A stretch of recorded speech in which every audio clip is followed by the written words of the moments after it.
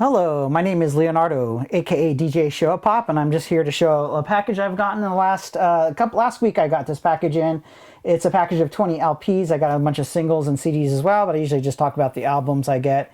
So let's just go ahead and start off right off the bat. This really plain cover album is actually by a group sounds group called The Tigers.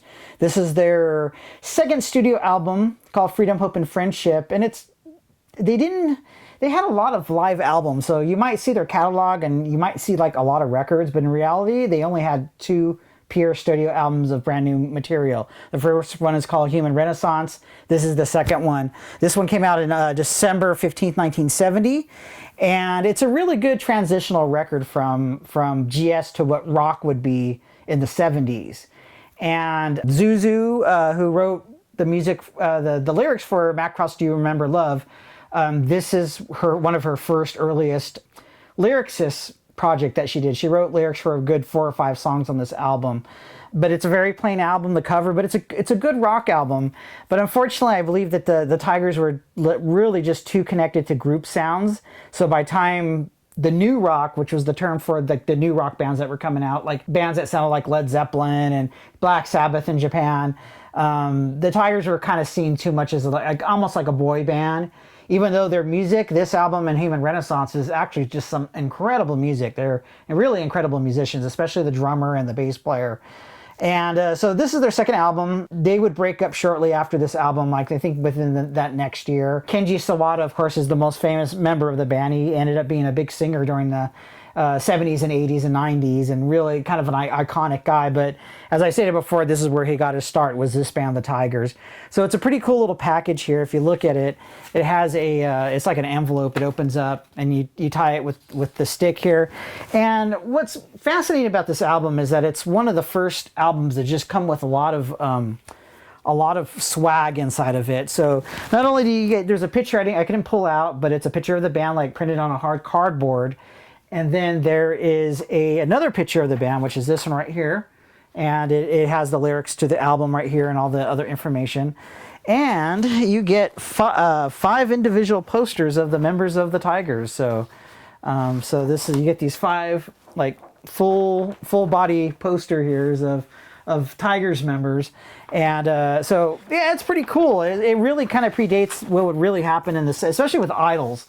That they would have a lot of like gimmicks and stuff inside the record. Not only are you buying a cool album, but you're also getting a lot of cool details with the record.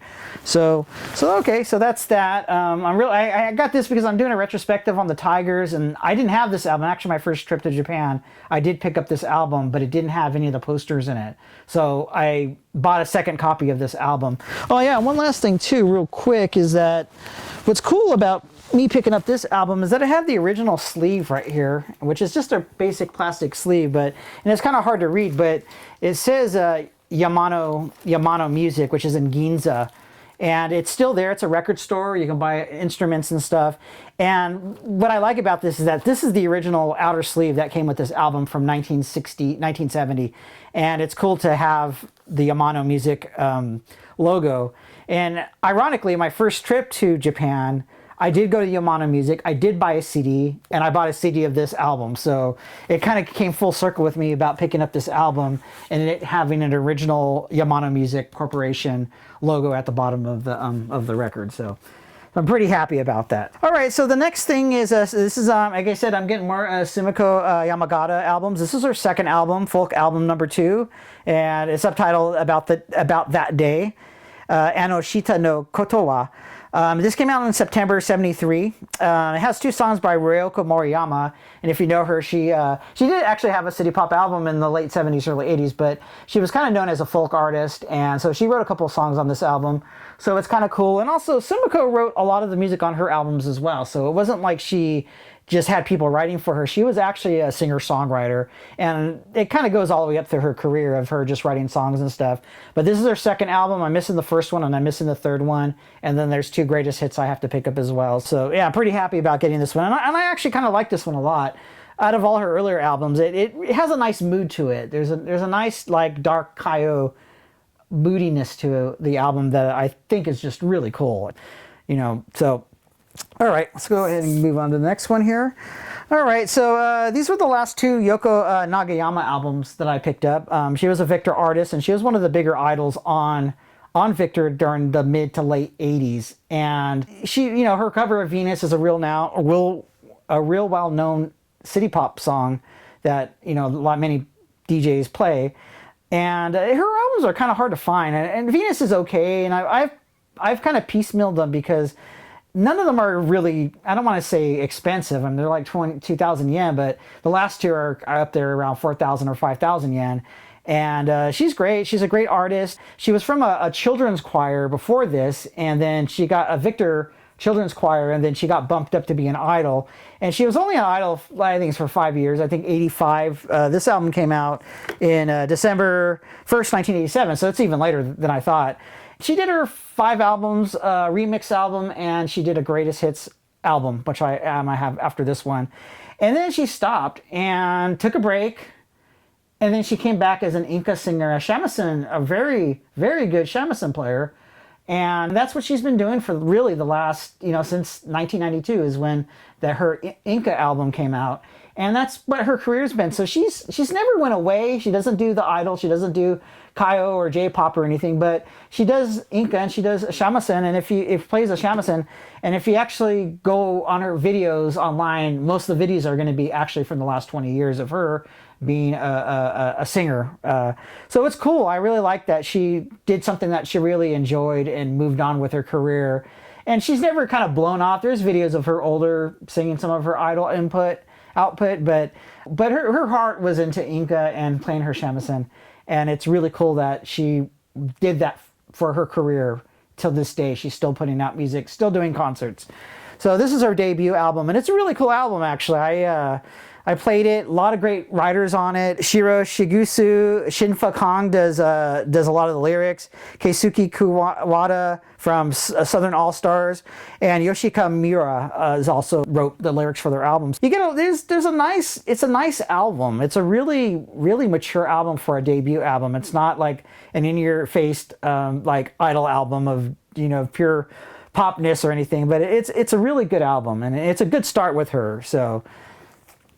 Okay, and so this is her best of album. This came out in December 1st, 1987. So this one, actually, that's why I made a mistake. The first album came out in 85, March. This came out in 87. So this was a December release. So it was a Christmas release. It's called New Yoko Times.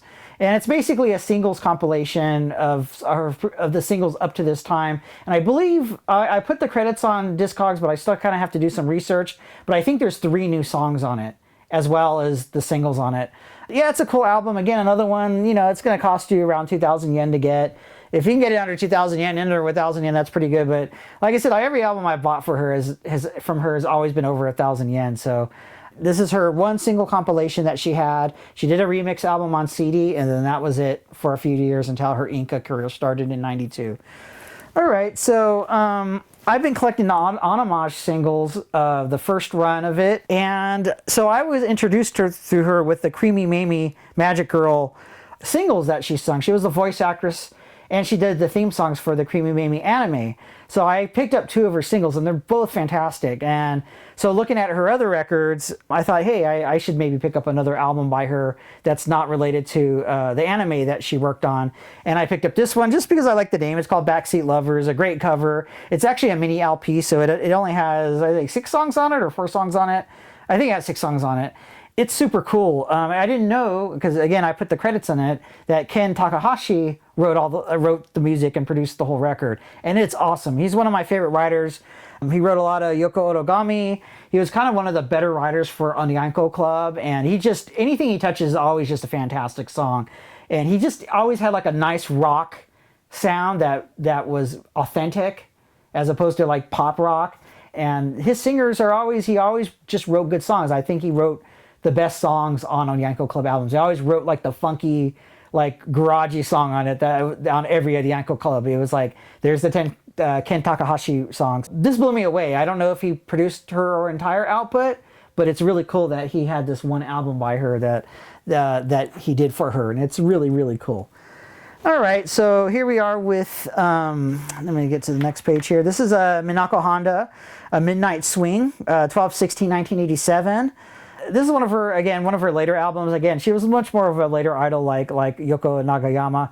This is a great cover. This is one of the things that, like, when I wanted to collect her records, I can't wait to get this album because that cover is just so beautiful. The photography, the angle, just the way that the presentation of her, and it just sells it. Like, I just really wanted to buy this album. Really happy I got it. Haven't had a chance to listen to it, but really glad because it's one of those ones that you see a lot for a lot of money.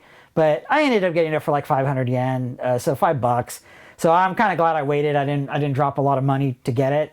But just be careful. Sometimes people will overcharge for this one, and a lot of her albums as well. But just be patient. You'll find it.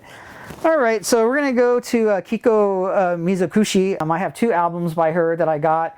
Again, I'm very, very close to finishing her up. I have one best of, and I have her last album on vinyl. So there's basically 2 records that I need to pick up. And definitely going to do a retrospective on her. This is her 1985 album on Taurus Records called Moonflower. And the next album here, I haven't had a chance to listen to it. And this is a live album that she did. It's also on Taurus Records. This came out in 1984, so a year earlier. And it's a live album. I'm really looking forward to hearing. As you know, like I said, my last I pick up is 12 inches, live albums, and compilations. But I like her so much. I have a feeling this is going to be a really good album. Like, it's going to have a good performance by her and the musicianship. Live albums are either really boring or really incredible. There's really never any okay live albums. So I'm guessing this is going to be a good one, just because I like her so much and her music. So, all right, so we're going to be moving over to Discomate, and again, I'm kind of closing out some of the Discomate items that I have that I need for this DSF 5000 series. Last video I did last week, I was missing one, and as of today, I have them all. I just have to get it shipped from Japan. But this is Rayla, like I said. This is an album called Butterfly. This was their 3rd album. And I always like to say the Obis that killed the members of the band. And, one of the members of Rayla is behind the very wide Obi, actually. Very good album. It has a really nice funky. The B-side has is original music. So they wrote all the music on the B-side. But the A-side is all cover songs. And Discomate had done that before. They did that with Akira Inaba. They did an album like that with covers on the A side and originals on the B side. So yeah, this is a really, really cool album. I really had a great time listening to it. And it's unfortunate because they were really good, and their sound was evolving from, I don't have their first album, but the second album and third album, you can see a music jump between those 2 albums. Anyway, so let's go ahead and go to the next one here. This is the other one by Shohei Hino. And as I said before, he's an actor. This is his 2nd album that he had. This is also in the DSF 5000. This is DSF 5013. And I haven't had a chance to listen to this one. But the first one was just your typical kind of Kayo ballads, just kind of Kayo pop songs. So I don't know if this one's going to have a different sound than the previous one. This is called Yume Go Kochi. And it translates as dreamy. Again, I haven't had a chance to put the credits into Discogs for this one or the first album, but I'll probably be having those up fairly soon, probably next week sometime. All right, and this was one of the ones I also got. This is by Issei Okamoto, and this is his 2nd album. This is his 2nd album, and this album like oozes city pop. I mean, it's just like from beginning to end. If you're looking for that sound, it's this album right here. And it just blows me away. And he only did 3 albums. He did 3 albums on Discomate, and he changed his name and just became a songwriter after that. And he never released any more albums. And he's kind of a mysterious guy too, because there's really not many pictures of him on the album covers or inside. And I think only of his 4 singles, only 2 of them have his photo. And of those 2 photos, he's kind of have his one of those 2, his face is kind of obscured. So, and I just looked online trying to find pictures of him, and I just couldn't find anything. One of those guys who really just wanted to stay, in the studio. And it's unfortunate because I have 2 of his albums, and they're fantastic. And I don't have the 3rd one yet. But somebody told me that, hey, that album is like, the 3rd one is his favorite ones. Great cover. I forgot, famous city pop artist who did it, and I forgot to write it in my notes. I'll probably put it on the bottom of the thing to let you know. But yeah, this is just another cover by that city pop artist. And so yeah, cool. Like I said, if you want to pick up really something that's really oozy city pop, this is the album you want to get. So very cool to finally have it. Fortunately, I didn't get an Obi with it, but I got it for like really cheap. So it was just one of those trade-offs I had to do. All right, so we're coming to the second Wild Ones, Kunihiko Kase and the Wild Ones. This was the first one, the second album from the revival, the first one on Disco Mate. In the last video I showed the second one, but this is the first one, and it has a nice opaque Obi on it and stuff. And again, I haven't really had to listen to it. I know it's on YouTube to listen to it.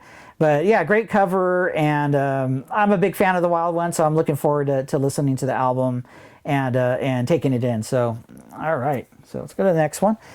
All right, so we're gonna cross over to. Well, I'm going to be going into VAP shortly, and but since I got a Circus VAP record, I also got this one, and this has kind of been a difficult one for me to find. The last 3 Circus records just don't pop up that often, and this one's called Woman in Love. This was re-released June 1st, 1988. And it was the last vinyl release for the band. This can be up there once people start trying to find records and stuff. But yeah, I had a big problem finding the last 3. And I still need 2 of those last 3. But it was really cool to finally get one of them because I had gotten their other albums like fairly quick. I got them like within a couple of purchases. I was able to get all their albums. But then the last 3 just don't appear. So this is the last one on vinyl. I haven't had a chance to listen to it. But yeah, should be good. They're a great band. So. And this is the other Circus one I needed to pick up. This is a best of actually on VAP Records. They were on VAP Records. They had a couple of albums on VAP, and they also had about 4 or 5 singles. They had a couple of independent promo singles to promote some items, but definitely less than 10 records. But this was their best of. I'm not sure if this includes their stuff from their previous label, or if this is actually just a compilation of their VAP records. So I have to go through it and figure out what's on it. But it's a great cover. I've been sitting on this one for a while. I've been wanting to pick it up, and I just haven't had a chance to pick it up. But it's really good to finally get one. So, all right. So this is another VAP group, and another one that a lot of people just don't know about. This is T-Funken. T-Funken is an accordion. I guess that's the way accordions are spoken, the word they use in Japan, and they use the word T-Funken, because when you look them up, you just see a bunch of accordions. So you got to put LP or EP or something on it. But I haven't had a chance to listen to this album yet, but it according to the singles, they really kind of had I almost want to say outdated 70s folk rock sound to them. But as the singles go, they really do switch over into some really good pop. And in fact, one of their singles I consider a city pop single. So their sound does evolve. They did have a big sound change as their career goes. They had 3 albums. This is the debut album. So I'm not sure what's on it. I'm not sure if it's just all the kind of the folk rock sound from the 70s, or if they're already kind of moving into doing like a more a city pop or a more like pop rock sound. But so this is their first album. It's called Kaze no Message, and it's a really early one. It's 329, so it's 1983, 1982. So there you go. All right, so this is Risa Yamamoto. This was the last release I needed by her. This was a 12-inch. Again, last is usually a 12-inch. And this is Keep Me Hanging On, which is a cover of the Supreme song. It's an extended version of it. And when I originally bought it, I bought a promo version of it. And then when I was looking on Discogs, it turns out that the promo has a different catalog number than the stock one. And I collect by the numbers that are on the record label. And so what I ended up doing was I went and bought the stock one, which is this one right here. And so it has a green label on it, a promo. But then it turns out, I kind of misread it. There's actually 2 promo versions of it. One that has a really unique like catalog number, and then one that actually has like the standard 30,000 VAP number. So it turns out that there was no reason to buy the second one, because this one actually has the 3208 number on it. So I ended up getting both versions of it, but it's cool. I actually prefer the stock versions of records. So I'm really happy I kind of got this one. And this one was kind of one of the last ones I needed to get because it was always like in the the 3,000 yen range. And when I was able to, when it popped up, both of them actually, they were like really cheap. They were both under 1,000 yen. And so I was able to get both of them. So I'm glad I did, but it was just kind of some silliness. So there's actually 3 versions of this record, 2 of them with the same catalog number, one a stock, one a promo, and then another third promo that has a completely different catalog number. So there we go. That's the story of You Keep Me Hanging On by Risa. And so this was just one of the other filler ones that I was missing. There's a big block of VAP albums I own, and this was kind of one of the ones I was missing. This is by Ryu Tsuga, and he is a blind Inca singer, and he kind of does some mood Kayo as well, but mostly an Inca singer. And he wrote his songs, and so this one kind of fits between, like, I should have wrote where it fits between, but it fits between like Momoko and an Amoga tribe or whatever. But so you got this like Inca singer like that was pretty popular. There was 2 Inca singers that were really popular, and actually when it comes to terms of releases, he has the most release out of anybody on VAP Records. He has a good like 10 singles, 12 singles, and I think more than that. I think it's like 14 singles, and he has like 5 or 6 albums. So he actually tops VAP artists of releases. But I really love this cover, and like, yeah, it's an Incan cover. I'm sure it's going to be good as Inca album goes, but I really love the cover. I mean, that it just, I've always loved about, what I always loved about like Inca records and those Mood Kaya records, they always had these like really, really sentimental covers, these paintings. And this is just a great example of it. Just a nice snowy little town. It's called Snowlight is the name of the record. Yukai Kayakari. And yeah, it's just a beautiful cover. So I was really happy to pick it up, even though it's an Inca record and I'm not really the biggest Inca fan. But a good record, album is a good album. And I've actually been really impressed with a lot of his music. He has a really good voice. And he really sells Inca, and he really sells the mood. Unfortunately, he passed away. He passed away, I think, in 2016. So he's already passed on. So this one's for you, Ryo Tsuga. And all right, let's go to the next VAP record. All right, so these are the last 2. And these tend to be, like I said before, these are my 2 last 2 records are usually the hardest ones to find, or something I've been looking for a long time. And this is one of them.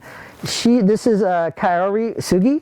She was one of the VAP idols. There's about 7 or 8 idols on VAP, but there wasn't that many VAP idol albums. And there was Momoko, of course. There was Miho, and then there was 3 albums by one-off albums by idols, and this is one of the 3. And this is actually one of the more harder ones to find.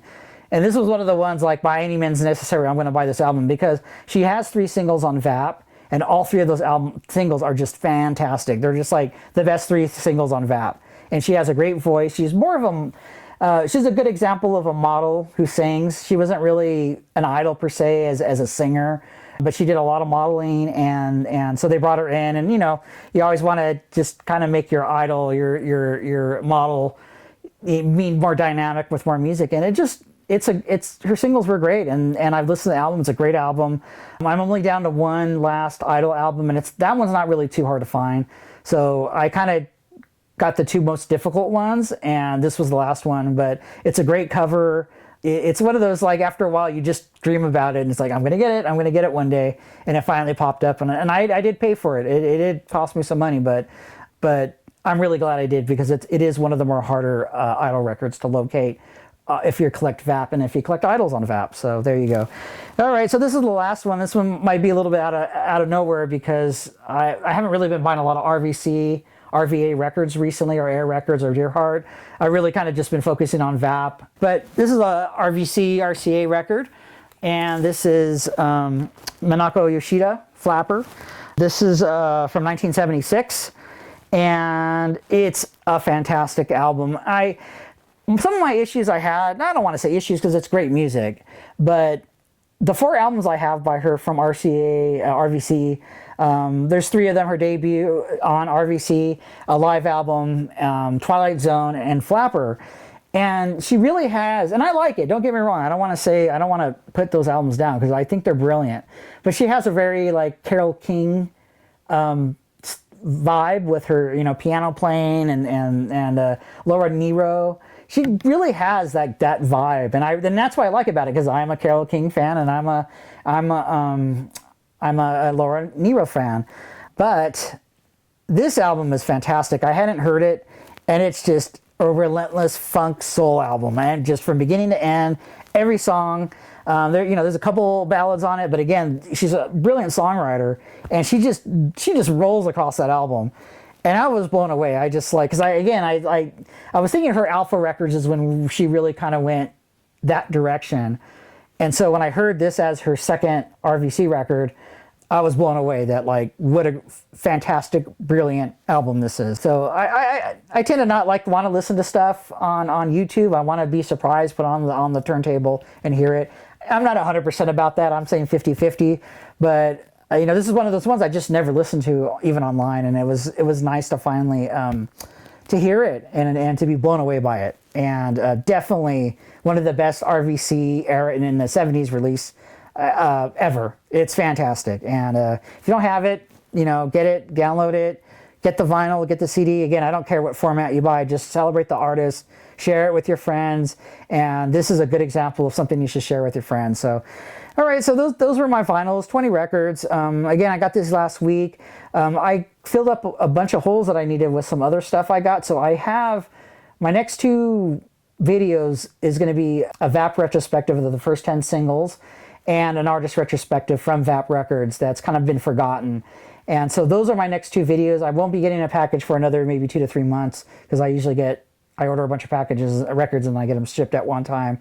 So the next few videos are definitely going to be more focused on a lot of retrospectives of the labels, of artists, until that next package comes. So, and those of you who I just joined YouTube, and those of you who have been subscribed and watching my videos, I greatly appreciate it.